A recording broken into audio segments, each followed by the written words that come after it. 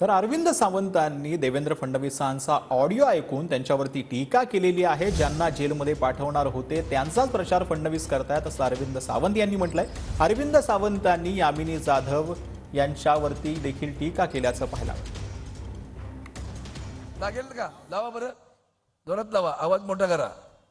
कडे ज्यावेळेस धाड पडली, पहिल्यांदा 130 कोटी ती वाढता वाढता 300 कोटीची बेहिशोबी संपत्ती सापडली। कुणाकडे? 2 वर्षामध्ये 38 संपत्ती त्यांच्या पूर्ण त्याचा रेकॉर्ड सापडलेला आहे।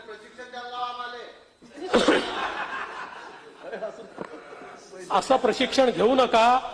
असं प्रशिक्षण घेतल्यानंतर आर्थर रोड जेलमध्ये जावं लागतं। ऐका, हे वाक्य ऐकून ठेवा। चांगलं प्रशिक्षण घ्या। म्हणजे इकडे लोक कोरोनाने मरत होते आणि तिकडे प्रॉपर्ट्या घेणं चाललं होतं। प्रॉपर्ट्या घेण्याचा रेटही बघा, 24 महिन्यात 38 प्रॉपर्ट्या। यावरून ओळखा काय म्हणाले ते। कुणीतरी सभागृहात म्हणालं, अरे मार्ग सांगा आम्हाला अशा पैसे कमवण्याचा। तर देवेंद्र काय म्हणाले, असला मार्ग स्वीकारू नका, असला मार्ग स्वीकारला तर तुम्हाला जेलमध्ये जावं लागेल। काय देवेंद्र फडणवीस, तुमचे एक नशीब आहे हो।